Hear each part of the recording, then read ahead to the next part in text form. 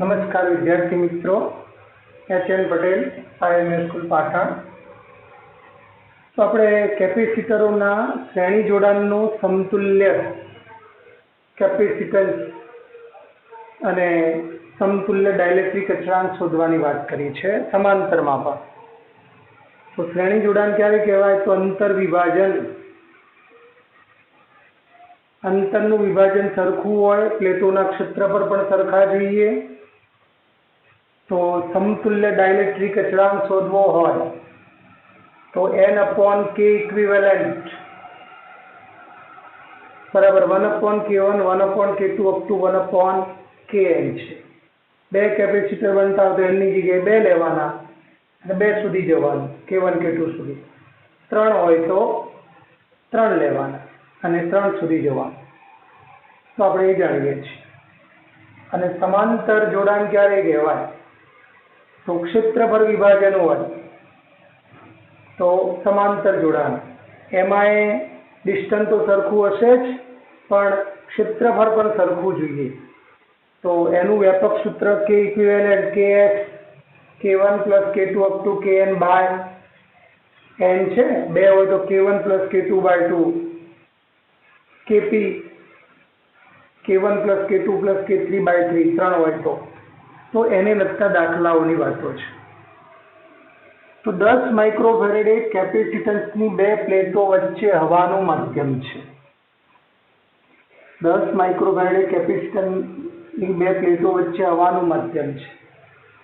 આ કેપેસિટરની બે પ્લેટો વચ્ચે અડધા વિસ્તારમાં આકૃતિમાં દર્શાવ્યા પ્રમાણે K1 = 3 અને બાકીના અડધા ભાગમાં K2 = 9 ડાઇલેક્ટ્રિક અચળાંક વાળું માધ્યમ મૂકવામાં આવે તો તેનું કેપેસિટન્સ કેટલું હશે? તો સમતુલ્ય કેપેસિટન્સ શોધવાનું છે આવી પરિસ્થિતિમાં। તો C ઇક્વિવેલન્ટ એટલે K ઇક્વિવેલન્ટ ગુણ્યા C હવા કહી શકાય। તો C ઇક્વિવેલન્ટ શોધી ગયા, K ઇક્વિવેલન્ટ શોધીએ અને C હવા વડે ગુણો એટલે C ઇક્વિવેલન્ટ મળે। તો આકૃતિ આવી આપેલી છે। તો તમે જોઈ શકો આ ડિસ્ટન્સ D છે, તો આ ડિસ્ટન્સ પણ D છે। આખી પ્લેટની લંબાઈ L છે, એનો મતલબ આખી પ્લેટનું ક્ષેત્રફળ A છે। એ વખત લંબાઈ દોરેલી હોય, ધારો કે ક્ષેત્રફળ કેવું તો આખી પ્લેટનું ક્ષેત્રફળ A છે। તો પછી અડધી પ્લેટનું કેટલું થશે? A/2 થાય। અડધી લંબાઈ વપરાય, L/2 લંબાઈ વપરાય તો અડધું ક્ષેત્રફળ। તો ઘણી વાર અહીંયા લંબાઈ દોરીને આપી હોય, અહીં તો ડિસ્ટન્સ જ આપ્યું છે। ડિસ્ટન્સને જે નામ પાડવું એ પાડી શકાય।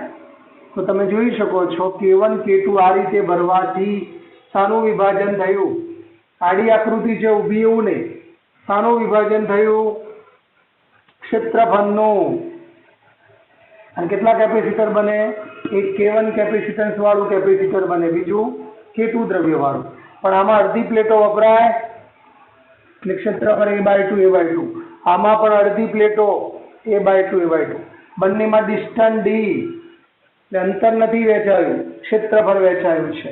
તો સમાંતર જોડાણ આવે તો એ ક્ષેત્રફળ વિભાજન માટે કયું જોડાણ? સમાંતર। અને KS સમતુલ્ય K equivalent K1 + K2/2 3 + 9/2 તો 6 બને। તો માત્ર K ઇક્વિવેલન્ટ પૂછ્યો હોત તો 6। પણ રકમ મુજબ આખા વિસ્તારમાં હવા ભરેલી હોય, આખા વિસ્તારમાં ડિસ્ટન્સ D છે,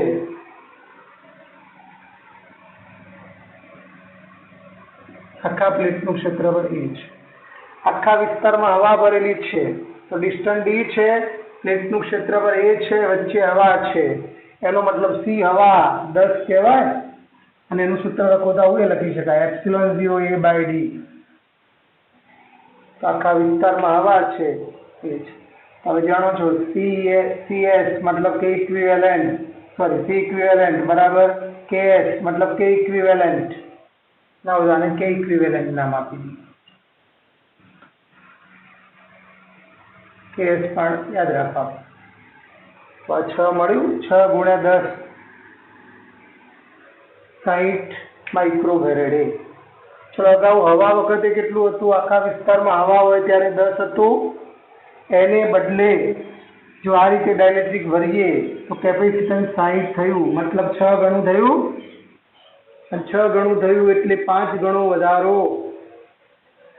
6 ગણું મતલબ 5 ગણો વધારો. તો પછી વધારો ટકામાં કેવો હોય તો 500% વધારો થાય. તો ધ્યાન રાખજો. તો મિત્રો જવાબ શું આવે? 500%. ચલો આ જ મિત્રો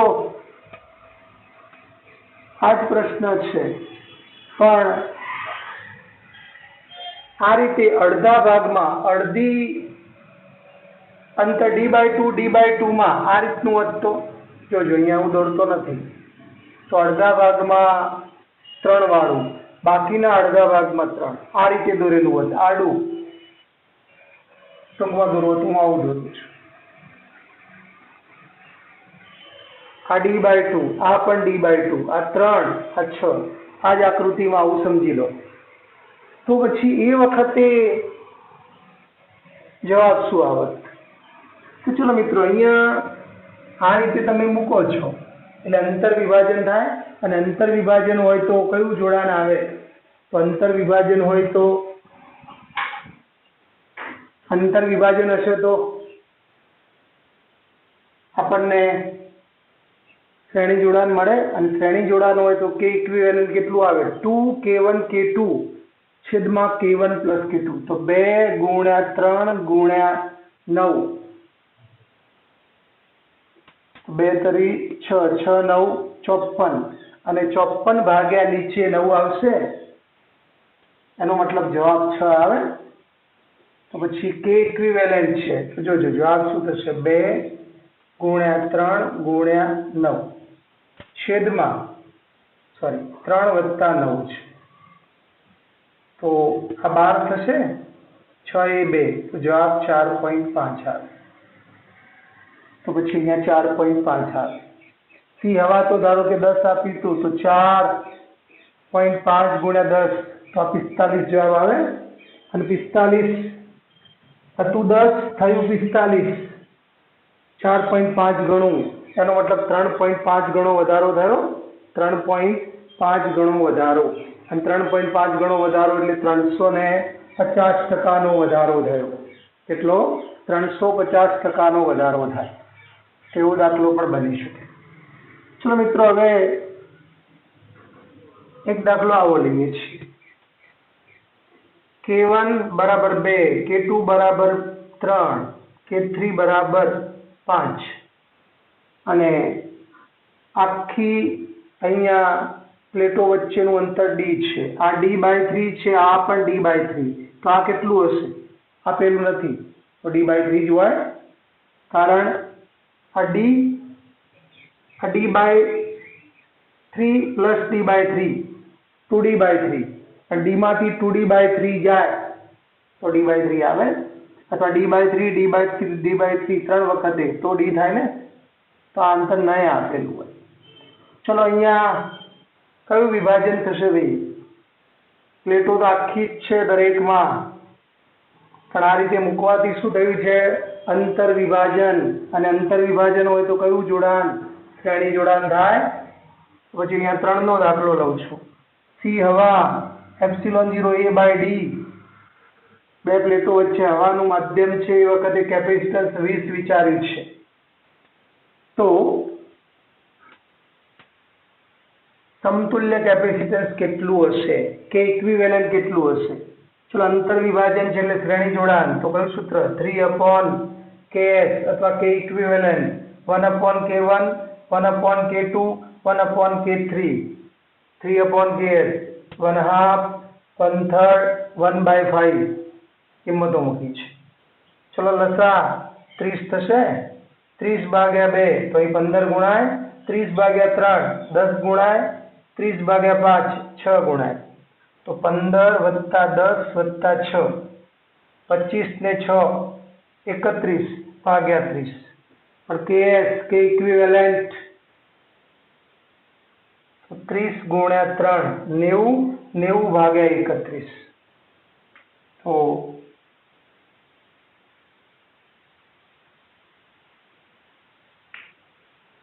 KS 3 ગુણ્યા 30 ભાગ્યા 31, તો 90 ભાગ્યા 31 મતલબ 2.90 આવે, તો 90 ભાગ્યા 31 એટલે 2.90 આવે.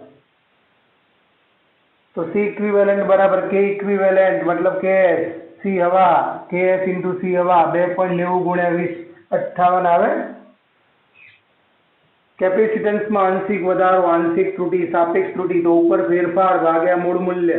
શરૂઆતમાં કેટલું હતું 20, મૂલ્ય બદલાઈને 58 થયું, તો ફેરફાર કેટલો CS માઇનસ C હવા, તો 58 માઇનસ 20 ભાગ્યા C હવા, તો કેપેસિટન્સમાં આંશિક ત્રુટિ કહેવાય, આંશિક ફેરફાર 50, 58 માઇનસ 20 અપોન 20, અને આ ગુણોત્તર લો એટલે ઉપર 38 ભાગ્યા 20 મતલબ 1.9. માટે પ્રતિશત વધારો તો 1.9 ગુણ્યા આંશિક ત્રુટિ ગુણ્યા 100, તો 1.9 ગુણ્યા 100, તો 19% આવે.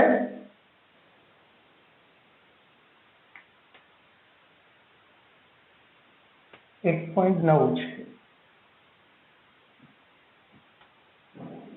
190% આવશે. જવાબ શું આવશે? 190%.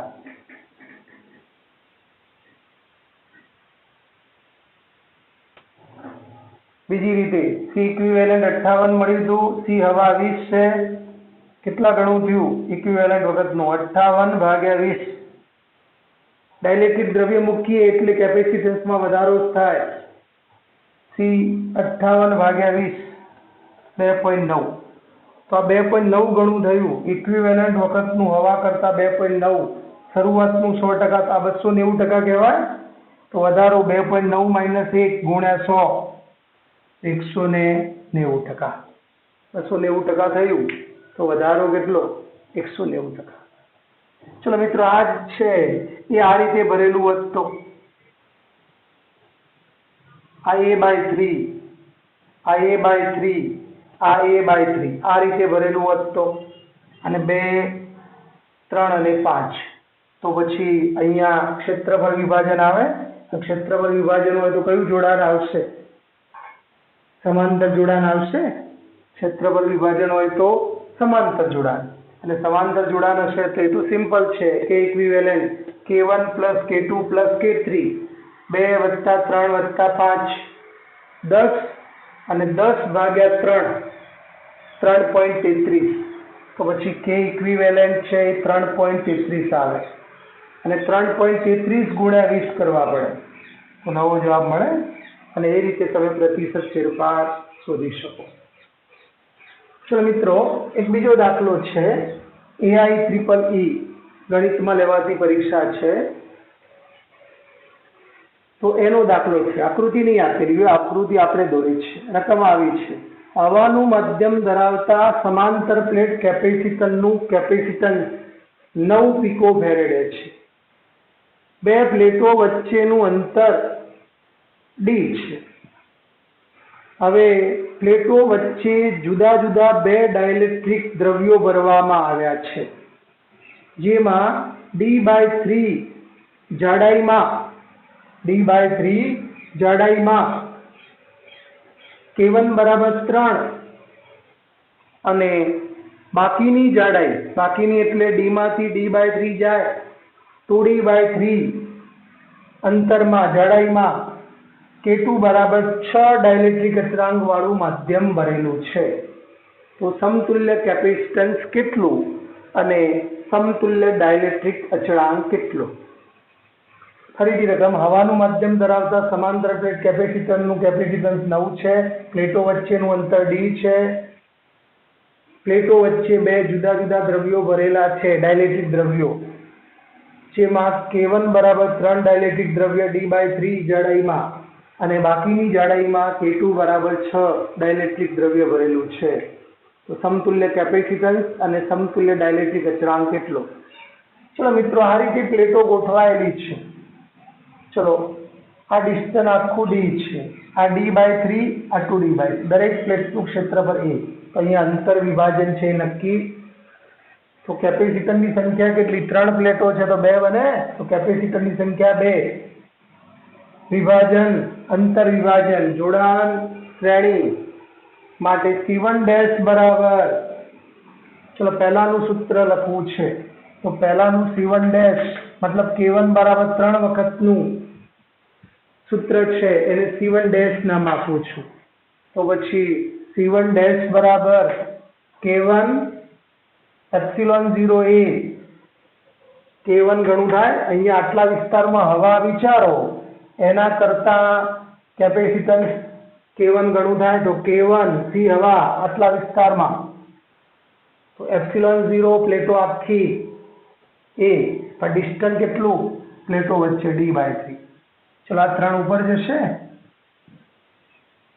મતલબ 3K1 એપ્સિલોન 0A/D. પણ જુઓ આખા વિસ્તારમાં હવા હતી D અંતરમાં, પ્લેટોનું ક્ષેત્રફળ A, અહીંયા હવા સમજી લો, ત્યાંનું કેપેસિટન્સ કેટલું આપ્યું છે? 9. એનો મતલબ સી હવા એપ્સિલોન 0A/D બરાબર 9 આપેલું છે રકમ મુજબ. તો આની જગ્યાએ 9 મૂકી દઉં અને આની જગ્યાએ 3. તો 3 ગુણ્યા 3 ગુણ્યા 9, 3 તરી 9, 9 9 81 પિકોફેરેડે. ચલો એ જ રીતે બીજું કેપેસિટર K2 બરાબર 6, ડિસ્ટન્સ 2D/3, પ્લેટો આખી એક ક્ષેત્રફળ. તો C2 ડેશ K2 ઘણું થાય K2 અને અહીંયા હવા વિચારી લો આટલા ભાગમાં, એ વખતનું કેપેસિટન્સ એપ્સિલોન 0A, અંતર 2D/3, 3 ઉપર જાય તો 3/2 K2 એપ્સિલોન 0A/D. 3/2 K2 કેટલા દેખાય છે? 6. અને આ હવા વખતનું આખા વિસ્તારમાં 9 છે, 2 3 3 તરી 9, 9 9 81. તો C ઇક્વિવેલન્ટ કેટલું? આનું C1 ડેશ, આનું C2 ડેશ. અને કયું જોડાણ છે? અંતર વિભાજન શ્રેણી. તો ઉપર ગુણાકાર, નીચે સરવાળો. C1 ડેશ C2 ડેશ છેદમાં C1 dash plus C2 dash. 81 ગુણ્યા 81, 81 વત્તા 81, 2 વાર 81, 81 ઉડી જાય, 81 ભાગ્યા 2, 40.5 પિકોફેરેડે. અથવા સરખું હોય ત્યારે C ઇક્વિવેલન્ટ CS શ્રેણીમાં C/N, 81 ભાગ્યા 2, 40.5 પિકોફેરેડે. ચલો K ઇક્વિવેલન્ટ કેટલો હશે? તો મિત્રો અહીંયા કયું જોડાણ છે? શ્રેણી. તો પછી અહીંયા સૂત્ર 2K1 K2 છેદમાં K1 પ્લસ K2 વાપરી શકાય નહીં. ધ્યાન રાખજો, 2K1 K2 છેદમાં K1 પ્લસ K2 સૂત્ર વાપરી શકાય નહીં. કારણ ક્યારે વપરાય? અંતર સરખા જોઈએ અને અહીંયા અંતર જુદા જુદા છે, તો એ રીતે અહીંયા ડાયરેક્ટ સૂત્ર એપ્લાય કરી શકાય નહીં. પણ આનું C ઇક્વિવેલન્ટ તો શોધી કાઢ્યો છે 40.5. હવા વખતનું આખા વિસ્તારમાં હવા છે એ વખતનું કેપેસિટન્સ પણ જાણીએ છીએ. તો C ઇક્વિવેલન્ટ બરાબર K ઇક્વિવેલન્ટ ઇન્ટુ C હવા કહેવાય. તો 40.5 બરાબર K ઇક્વિવેલન્ટ ગુણ્યા 9. તો પછી K ઇક્વિવેલન્ટ બરાબર 40.5 ભાગ્યા 9 અને આ ભાગાકાર 4.5. તો 40.5 ભાગ્યા 9 એટલે 4.5. એનો મતલબ આ જે 3 6 આ રીતે ભરેલા છે એના બદલે બધું ઉઠાવી લઈએ તો કેટલાનું ભરી દઈએ તો ચાલે? 4.5 પિકોફેરેડનું ભરીએ તો ચાલે. એના જેવું જ કેપેસિટર ગણી શકાય. ચલો મિત્રો, આ જ દાખલો છે એને તમે આ રીતે પણ દ્રવ્યો ભરી શક્યા હોત. K1 3, K2 3, આ A/3, ધારો કે આ A માઇનસ A/3 મતલબ 2A/3, તો દાખલો બદલાઈ જાય. તો એ રીતે પણ ગણી શકાય. એ બીજો દાખલો. ચલો આપણે 3 માટેનો ફરી આવો ને આવો દાખલો. ચલો આ પ્લેટ, દરેક પ્લેટનું ક્ષેત્રફળ એ છે એવી 4 પ્લેટો અહીંયા ગોઠવેલી છે. અહીંયા D/3 જાડાઈમાં C/3 અંતરમાં હવા ભરાયેલી છે. 2D/3 બમણા અંતરમાં એના કરતા K2 બરાબર 2 ભરાયું છે અને બાકીના અંતરમાં K3 બરાબર 3 છે અને આ ટોટલ અંતર 2D દોરીને આપેલું છે. અને પહેલું રકમમાં આવું છે, હવાનું માધ્યમ ધરાવતા સમાંતર પ્લેટ કેપેસિટરનું કેપેસિટન્સ 9 પીકોફેરેડે છે. બે પ્લેટો વચ્ચેનું અંતર 2D છે. બે પ્લેટો વચ્ચેનું અંતર 2D છે અને અહીંયા D/3 જાડાઈમાં હવા છે, 2D/3 જાડાઈમાં K2 બરાબર 2 ડાઇલેક્ટ્રિક અચળાંક વાળું દ્રવ્ય છે, બાકીનામાં K3 બરાબર 3 ડાઇલેક્ટ્રિક અચળાંક વાળું દ્રવ્ય છે. તો સમતુલ્ય કેપેસિટન્સ અને સમતુલ્ય ડાઇલેક્ટ્રિક અચળાંક કેટલો? તો ચલો આખા વિસ્તારમાં હવા છે ત્યારનું કેપેસિટન્સ ધારો કે અહીંયા 9 આપ્યું હતું, હું અત્યારે આ રકમમાં 10 કહું છું. તો C હવા બરાબર 10 માઇક્રોફેરેડે. પણ આખા વિસ્તારમાં હવા છે તો સૂત્ર શું થશે? ε0 પ્લેટોનું ક્ષેત્રફળ સમાન A, પણ અહીં અંતર D નથી, રકમ મુજબનું અંતર 2D, નીચે 2D લખાય તો ε0A/2D કહી શકાય. ચલો એ મિત્રો આવી ગયું. હવે તો પછી ε0A/D એની કિંમત કેટલી? તો ε0A/D એની કિંમત 10 દુ 20 થશે તો 20 માઇક્રોફેરેડે. તો કેટલો જવાબ આવશે? ε0A/D નું મૂલ્ય કેટલું આવે? 20 માઇક્રોફેરેડે. તો C ઇક્વિવેલન્ટ કેટલું હશે અને K ઇક્વિવેલન્ટ કેટલું હશે? ચલો પહેલું કેપેસિટર છે, પણ મિત્રો ધ્યાન રાખજો, હવા હોય અથવા શૂન્યાવકાશ તો ડાઇલેક્ટ્રિક અચળાંક K1 ગણી શકાય. એનો મતલબ કેપેસિટન્સ હવા વખતના જેવું સૂત્ર આવે C1 ડેશ. ડાઇલેક્ટ્રિક અચળાંક ન આપ્યો હોય તો ધ્યાન રાખજો, હવા માટે શૂન્યાવકાશ માટે 1, તો C1 ડેશ બરાબર 1 મતલબ K અથવા K1 નામ આપો. ε0A આખી પ્લેટો વપરાય છે આ કેપેસિટર બનવા. આ બે પ્લેટો વડે એક કેપેસિટર બને, આ પહેલી બીજી વડે એક બને, બીજી ત્રીજી વડે બીજું કેપેસિટર, ત્રીજી ચોથી વડે ત્રીજું બને. આ એક કેપેસિટર, આ બીજું કેપેસિટર, આ ત્રીજું. અને અહીંયા કયું વિભાજન છે? અંતર વિભાજન માટે શ્રેણી જોડાણ આવે માટે C1 ડેશ 1 ε0A, પણ અંતર કેટલું પ્લેટો વચ્ચે? D/3. 3 ઉપર જાય તો 3 ε0A/D, પણ ε0A/D ની કિંમત 20 છે તો 20 મૂક્યા તો 60 થઈ ગયું. એ જ રીતે C2 ડેશ આનું કેપેસિટન્સ. ચલો આ પ્લેટો આખી એક ક્ષેત્ર પર આવે પણ ડિસ્ટન્સ 2D/3 તો 2 K2 ગણું થાય તો K2 મતલબ 2 હવા વખતનું આટલા વિસ્તારમાં હવા વિચારો તો ε0A પણ ડિસ્ટન્સ 2D/3, બે કેન્સલ થઈ જાય, 3 ઉપર તો 3 ε0A/D મતલબ 3 ગુણ્યા 20 એ પણ 60 આવે. ચલો બાકીનું અંતર તો જુઓ D/3 વત્તા 2D/3, 3 લસા તો અંતર D કહેવાય. આખું 2D છે તો બાકીનું અંતર D હોવું જોઈએ. ચલો એનું કેપેસિટન્સ C3 ડેશ. ચલો 3 ગણું થાય હવા કરતા તો 3, આ વિસ્તારમાં હવા વિચારો તો 3 ε0A, પણ ડિસ્ટન્સ કેટલું છે? D છે. અને ε0A/D 20 આવે અને 3 ગુણ્યા 20 મતલબ 60 માઇક્રોફેરેડે. માટે C ઇક્વિવેલન્ટ, ત્રણેય કેપેસિટરો શ્રેણીમાં જોડાયેલા છે તો C ઇક્વિવેલન્ટ અથવા CS C/N 60/3 તો 20 માઇક્રોફેરેડે. તો સમતુલ્ય કેપેસિટન્સ કેટલું આવે? 20. હતું કેટલું? 10. તો C ઇક્વિવેલન્ટ બરાબર K ઇક્વિવેલન્ટ ગુણ્યા C હવા લખાય. અહીં ડાયરેક્ટ પેલું વાપરી ના શકાય, ત્રણેય કેવા છે? શ્રેણીમાં અંતર વિભાજન. તો 3/K બરાબર 1/K1 1/K2 1/K3 સૂત્ર વપરાય નહીં. કારણ અંતર જુદા જુદા છે.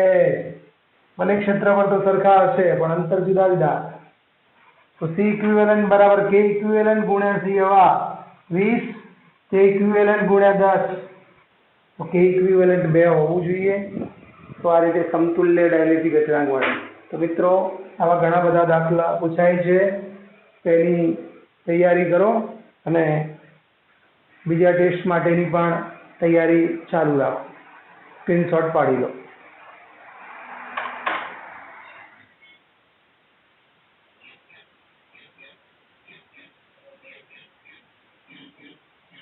અને આવા જે પણ દાખલા તમને દેખાય એની પ્રેક્ટિસ કરજો, કારણ પ્રેક્ટિસથી જ તમને દાખલા આવડશે. કેવી રીતે સૂત્રો લખવા, કેપેસિટન્સના, ડાયરેક્ટ ક્યારે ગણાય, ડાયરેક્ટ ક્યારે ન ગણાય, એ ધ્યાન રાખજો.